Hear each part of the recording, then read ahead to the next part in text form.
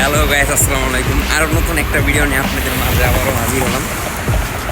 Mainly আপনার হচ্ছে আজকে যে টপিকটা নিয়ে আপনাদের সাথে আলাপ করব, সেই টপিকটা হচ্ছে আপনার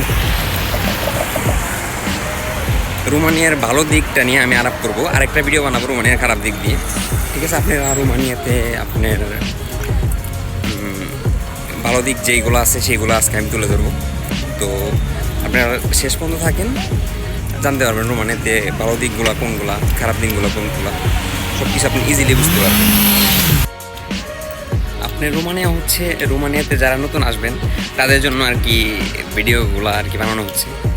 এই ভিডিওটা তাদের জন্য যারা নতুন আসবেন, তাদের ফ্যাসিলিটিসটা কী পাইবেন আপনারা, সেই দিক দিয়ে আর কি চিন্তা করে আমি আপনাদের জন্য এই ভিডিওটা বানাচ্ছি। বেসিক্যালি আপনার যদি আপনি রোমানিয়াতে আসেন, রোমানিয়াতে খালি স্টে করেন, আগে স্যালারি ছিল আপনার 600 ইউরো মান্থলি, আর এখন মিনিমাম আপনার 1000 ইউরো পাওয়া যায়। এটা আপনার কোম্পানি বুঝে, কোম্পানিতে আপনার কিছু কিছু কোম্পানি 600 দেয়, কিছু কিছু কোম্পানি এখন 800, 1000 লিমিটে এখন বর্তমানে চলতেছে, 1000 লিমিটে আছে। এখন 1000 ইউরো আপনি পাবেন আর কি। বেসিক্যালি আপনি যে খালি স্টে করেন রোমানিয়াতে, আর ধাপে ধাপে আপনার স্যালারি বাড়ে। আরেকটা কথা হচ্ছে কি, যারা নতুন আসবেন তাদেরকে বলি,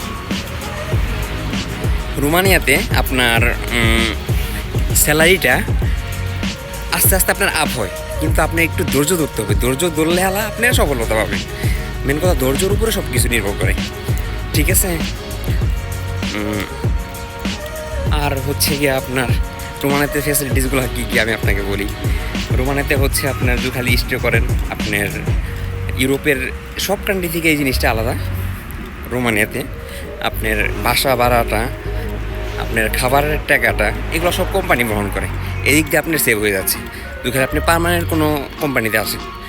আর একটা কোম্পানি আপনার ফুড ডেলিভারি সেটা হচ্ছে গিয়ে আপনার নিজে পে করতে হয়, রুম ভাড়া, খাওয়া দাওয়া সব কিছু নিজে পে করতে হয়, কিন্তু ওটাতে ইনকাম অনেক বেশি। ফুড ডেলিভারিতে ইনকাম অনেকটা বেশি। আর যদি খালি স্টে করেন, তাহলে এই ফাঁকে আপনি আরেকটা প্লাস পয়েন্ট হচ্ছে গিয়া, আপনি নিজে নিজে ফুড ডেলিভারি করতে পারবেন। আপনি অনেক টাইম বেঁচে থাকবো, 8 ঘন্টা ডিউটি আছে, 10 ঘন্টা ডিউটি আছে, এরপর আপনি ফুড ডেলিভারি করতে পারবেন। আপনি নিজে একটা সাইকেল কিনে নিলেন, আপনি এই দিক দিয়ে কোম্পানি থেকে আপনি এই ফ্যাসিলিটিটা আর এক্সট্রা ইনকামটা করতে পারতেছেন। আর এই ফিক্সড ডিউটি যেটা কোম্পানিতে সেপারেট আপনি একদম, সেটাতে আপনি লাভবান আমি মনে করি বেশি। কারণ হচ্ছে কি, আপনি মনে চাইলে আপনি কাজ শেষে আপনি এক্সট্রা একটা ডিউটি করতে পারতেছেন, এক্সট্রা একটা আর্ন করতে পারতেছেন। এই জিনিসটা আপনার খুবই ভালো আমি মনে করি। আর হচ্ছে কি, আর ওইখানে আপনি যদি খালি কাজ করেন তাহলে টাকা, কাজ না করলে আপনার টাকা নাই কি। আর আমি মনে করি বিদেশের বাড়িতে পার্মানেন্ট একটা কাজ করাটাই বেটার।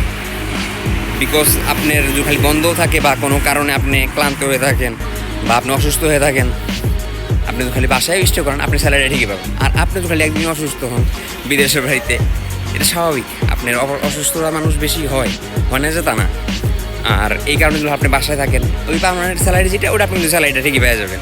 এখানে আপনার স্যালারি কাটার কোনো অপশন নাই কেন। রোমানিয়াতে এটা কাটে না, কিন্তু আমি অন্য অন্য জায়গার কথা বলতে পারলাম না। এদিক দিয়ে আপনার ফ্যাসিলিটিস খুবই ভালো।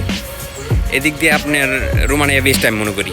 আর খারাপ যে দিকগুলো আছে রোমানিয়ার, ওইগুলো আমি নেক্সট ভিডিওতে আমি আপনাদেরকে বলবো। আপনারা সাথে থাকবেন, পাশে থাকবেন।